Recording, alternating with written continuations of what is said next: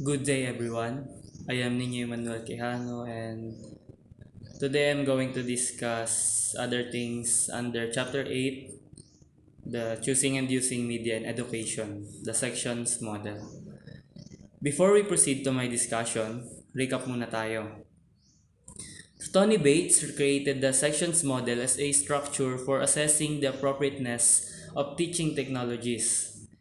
Pedagogical characteristics of text, audio, video, computing, and social media, for example, may be identified and determined in this model. Sections is an acronym that stands for students, ease of use, cost, teaching functions, interaction, organizational issues, networking, security, and privacy. Now, I am going to discuss the three remaining parts of the sections model, which are the organizational issues, networking, and security and privacy. So, the organizational issues. The first thing under this is the institutional readiness for teaching with technology. Some of the critical issues that will influence the selection of media by teachers and instructors are: letter A, the way the institution structures teaching activities. Of course, susundin ng teacher yung curriculum na binibigay ng institution na kinabibilangan nila. Kung ano man ang mga teaching activities na ginagawa ng institution, yun na rin yung gagawin ng teacher or instructor. So, how it became an issue? Since nakadepende yung teacher sa way ng institution sa pag-build ng teaching activities, para magiging limited lang doon yung magagawa ng teachers. Hindi sila makakagawa ng mga bagay na appropriate para sa students. We know na ang classroom teachers, online man or physical, ang mas nakakakilala personally sa mga students nila kasi sila yung madalas na magkita-kita kaysa dun sa mga nasa office lang, like the admin. Kaya ang mga teachers din ang nakakaalam ng mga kailangan ng kanilang students. It is very important na sa pag-construct ng teaching activities or ng curriculum, kasama dapat or mas maganda na mas malaki ang contribution ng mga classroom teachers. Next is letter B, the instructional and technology services already in place. Another issue is kapag yung mga instructional and technology services na meron ng institution is kulang or hindi alam gamitin ng mga instructors. Sabi nga nung mga nakaraang discussions natin, may mga teachers, usually yung mga matatanda, na hindi na masyadong makasabay sa advancements ng technology. Ngayong may pandemya, hindi nila na matutunan yung mga bagay regarding online class kasi hindi pa naman tayo pwede mag-meet ng face-to-face. So, kahit ready na ang gamit, hindi pa rin nagagamit kasi walang gagamit. Then the last one is yung support ng institution para sa paggamit ng media and technology. Sabihin na natin may gamit na and may gagamit na. May times na hindi pa rin nagagamit yung media and technology sa teaching and learning kasi hindi sinusuportahan ng institution yung mga bagay na yon. Remember na sumusunod lang ang mga instructors sa kung anong gusto ng institution. For example, yung online class. The institution or the school built a video production facility na kung saan ay pwede magturo ang isang teacher through video na ipoproduce sa place na yon. And this is sent directly sa mga students. Pero kapag walang support na nakuha ang instructors from the school, hindi nila yun magagamit. So support can be in the form of trainings or orientation regarding on how to use that facility. Pwedeng i-train ng mga teachers and the production team kung paano yun mag-work. And speaking of support, most institutions that have successfully implemented media and technology for teaching on a large scale have acknowledged the need for technical support for faculty and have provided instructional designers, media designers, and IT support staff to assist with teaching and learning. Some colleges and universities also fund innovative teaching programs. So sa tingin nyo guys, meron kaya nito sa school natin? Well, kayo na lang makakasagot niyan. One of the most significant implications of using technology is the need to reorganize and restructure teaching and technology support systems in order to effectively exploit and use technology. too often, technology is simply tacked on to an established system and method of operation. In the short term, reorganization and restructuring are disruptive and expensive, but they are normally necessary for the effective implementation of technology-based teaching. Because of institutional conservatism, there is also a bias against innovations that can be implemented with the least amount of organizational transition, even though these are not the technologies that would have the greatest effect on learning. These organizational problems are incredibly difficult to overcome, and they are often cited as major factors in the slow adoption of new technology. Another thing under the organizational issues is working with professionals. When producing any of the media mentioned in this chapter, even those with prior experience using media for teaching and learning should consult with professional media producers. Indeed, working with an instructional designer is normally beneficial, if not necessary, in determining which media are likely to be the most suitable before doing too much work. It is important that educational priorities guide technology selection rather than beginning with a specific medium or technology in mind. There are several reasons for working with professionals. First is they understand the technology, and as a result, it will enable you to develop a better product more quickly than working alone. Next is two heads are better than one. Working collaboratively will result in new and better ideas about how you could be using the medium.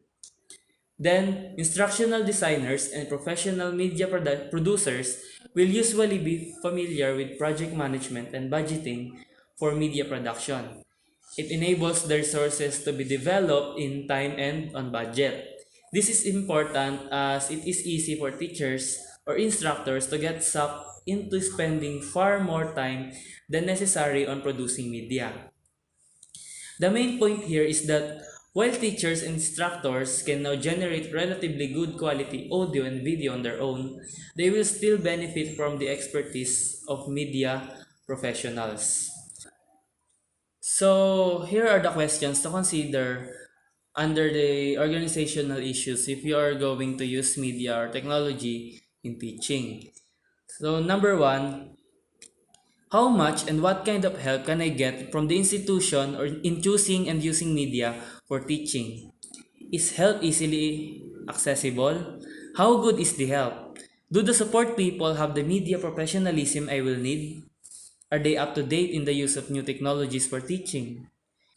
Number two, is there possible funding available to buy me out for a semester or to fund a teaching assistant so I can concentrate on designing a new course or revising an existing course? Is there funding for media production? Number three, to what extent will I have to follow standard technologies, practices, and producers such as using a learning management system or lecture capture system, or will I be encouraged and supported to try something new? Number 4, are there any already suitable media resources freely available that I can use in my teaching rather than creating everything from scratch? Can I get help from the library, for instance, in identifying these resources and dealing with any copyright issues? If you answered negatively to each of these questions, you should set very modest goals for using media and technology at first. Nonetheless, the good news is that creating and managing your own media, such as web pages, blogs, wikis, podcasts, and even simple video creation, is becoming increasingly simple. Furthermore, if given the opportunity, students are often capable and involved in engaging in or assisting in the development of learning opportunities.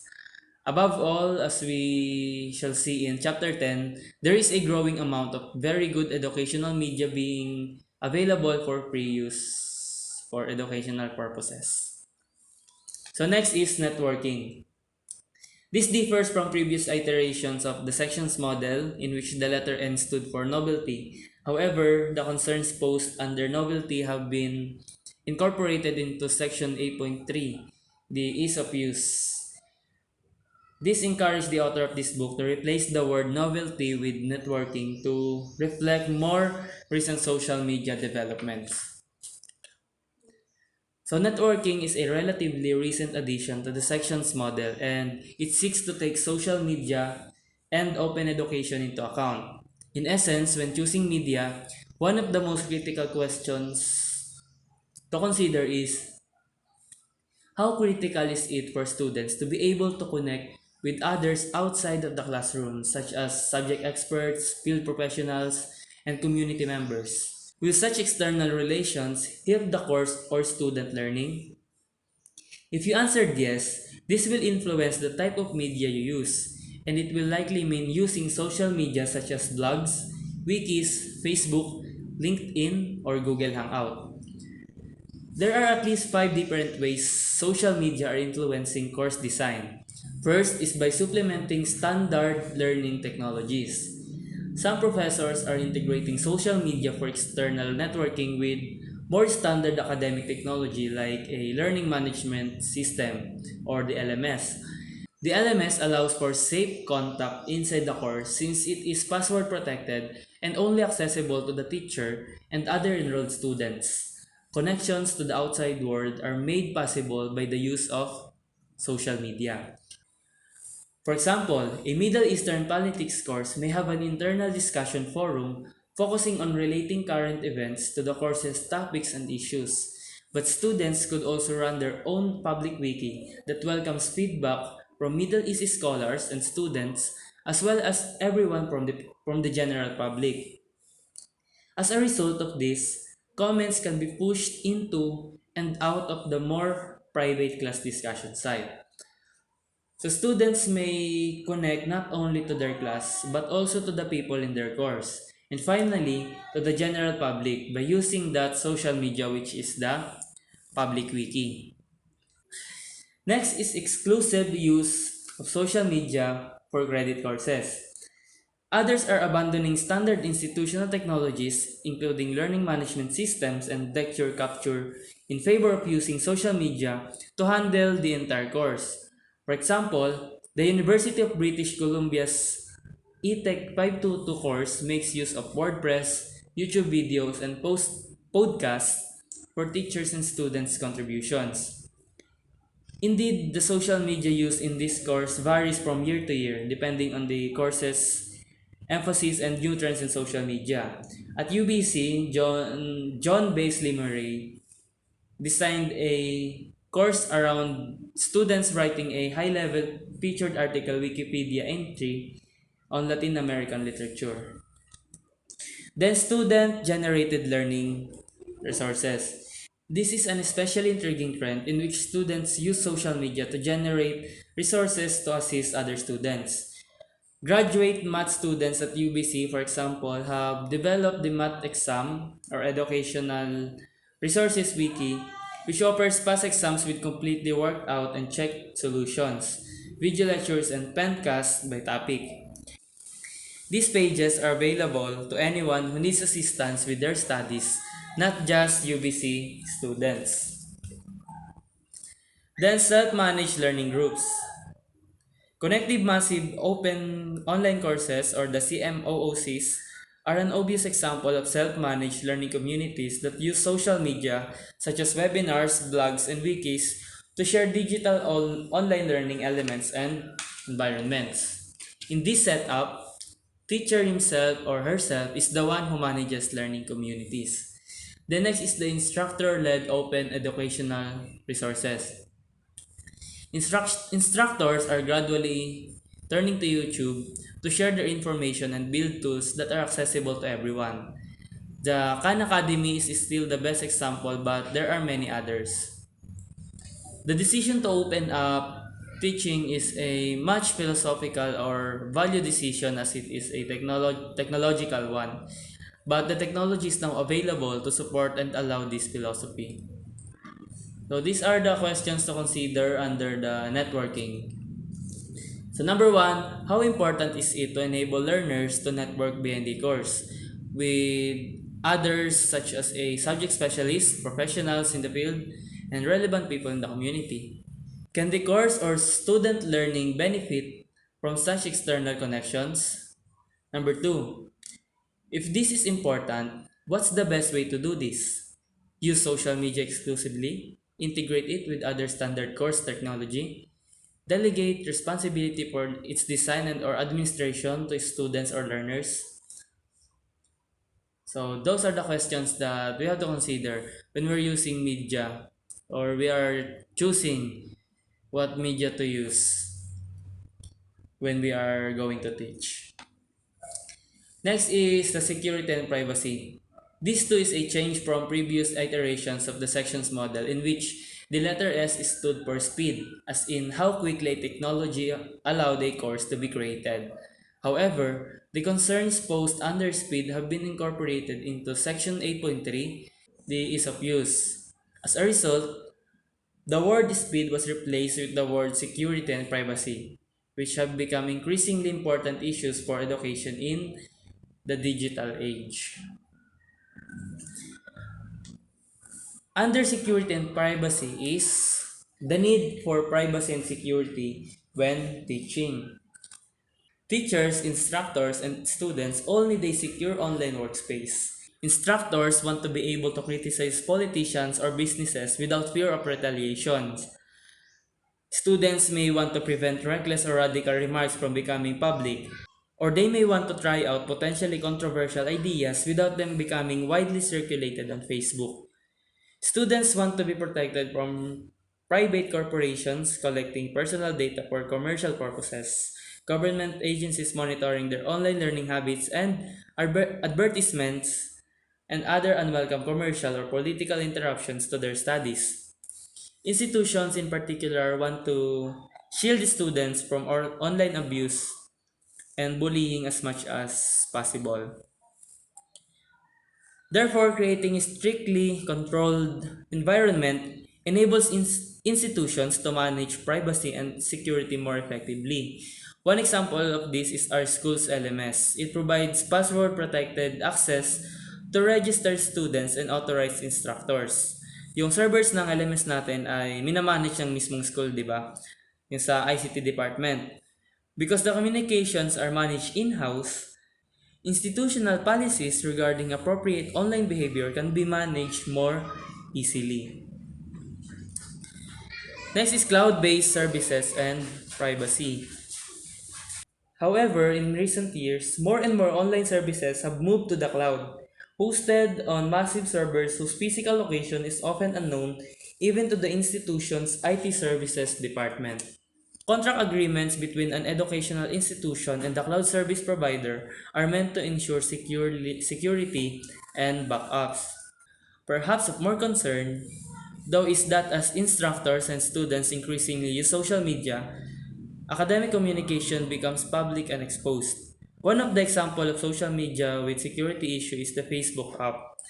So the following are the risks to institutions in using Facebook. Privacy is different from security, in that security is primarily technical, hence mainly an IT issue. Privacy needs a different set of policies that involves a much wider range of stakeholders within an institution, and hence a different and more complex governance approach from security. Ibig sabihin, we must feel more private than being secured. Mahalaga silang parehas, pero pag sinabi kasi nating privacy, mas maraming tao nang involved dito. Sa security kasi, pwedeng ikaw lang and yung security service provider ang involved. And yun yung isang problem sa FB. Since halos lahat ng tao ay nandyan na, kapag na-publicize yung information mo, maraming tao ang makakakita. Many institutions do not have a simple, transparent set of policies for privacy, but different policies set by different parts of the institution. This will inevitably lead to confusion and difficulties in compliance. Kapag ang isang institution ay walang concrete na policies for privacy and hiwa-hiwala yung policies nila per department, malilito yung mga students na sa pag-comply doon sa policies. Halimbawa, sa isang department is pinagbabawal na mag-post publicly sa FB ng tungkol sa lessons nila. Then, doon naman sa ibang department ay pwede kasi part din yun ng pag-share ng knowledge. Kapag may nakakita ng post na yon from that department na pinagbabawal yan, malilito siya. Kasi ang alam niya is bawal yon pero may nag-post. Kaya dapat mayroong concrete na policies ang school about this matter. Then, next is Facebook's privacy policy by the year 2011 leaves many institutions using Facebook at a high level of risk of infringing or violating privacy laws. Merely writing some kind of disclaimers will, in many cases, not be sufficient to avoid breaking the law. Pero 2021 na and nag-improve naman na ang privacy policy ng Facebook as well as their security services. Pero noong 2015, there is a controversy at Dalhousie University where dental students used Facebook for violent sexist remarks about their fellow women students, which is an example of the risk endemic in the use of social media. I will send the link about this story later on our GC. So, hintayin nyo na lang. Then another thing under security and privacy is the need for balance. While there are certain areas of teaching and learning where it is necessary to operate behind closed doors or in private, such as in medicine or areas related to public security, or when discussing sensitive political or moral issues, there have been very few privacy or security issues when teachers and instructors have opened up their courses and have followed ins and outs. Nonetheless, the level of risk rises as teaching and learning become more transparent and accessible. So the following are the questions to consider under security and privacy when we're going to choose and use media in our teaching. Number one, what student information am I obliged to keep private and secure? What are my institution's policies on this?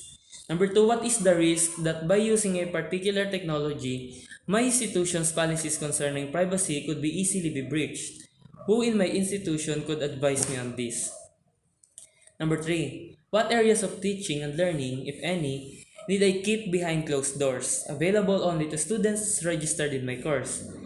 Which technologies will best allow me to do this? So, those are the contents of sections model. Now, we have to decide kung ano-anong media ba ang dapat natin gamitin for a certain lesson with the help of this model. But before that, let me clarify some things to you. Minsan nakakalito yung role ng media sa education. Baka may nag-iisip dyan sa inyo na nakaka-influence yung mismong medium sa learning. Well, hindi po. Think of the medium as a delivery truck that carries vegetables. Hindi naman yung truck ang nakaka-influence sa nutrition natin, di ba? Kundi yung vegetable. Same as media. Siya lang yung nagdadala ng content na siyang nakaka-influence sa learning natin. Pero need pa rin nating pumili ng tamang media or delivery vehicle para may deliver ng maayos yung content. Hindi naman pwedeng pang-deliver ng gulay yung fish deal or truck, and vice versa. Kasi iba yung way ng pag-keep ng gulay sa isda. Ganon din sa learning. Although lahat ng learning contents ay beneficial sa atin, kailangan pa rin na tama ang pag-deliver nun para makarating sa atin yung content ng maayos. So now let us proceed to decision making. Choosing media and technology is a complicated process that involves a large number of interconnected variables. There is no currently adequate media selection theory or mechanism.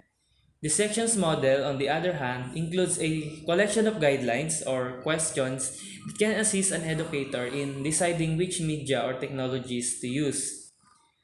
An inductive or deductive approach to decision making, guided by a thorough review of all the parameters in the section's context, is one realistic way to approach decision making regarding media and technology for teaching and learning, given the broad range of factors affecting media selection and use. The primary distinction between inductive and deductive reasoning is that inductive reasoning seeks to establish a hypothesis, while deductive reasoning seeks to evaluate an established theory. The inductive reasoning leads from specific observations to broad generalizations, while deductive reasoning is the other way around. So, yun lang po ang kabuuan ng aking report. Maraming salamat sa inyong pakikinig, and nawa na nakatulong tong sections model para makapili tayo ng appropriate na media and technology para sa ating teaching o sa ating pagtuturo sa ating magiging estudyante. So yun lang po, maraming salamat. God bless.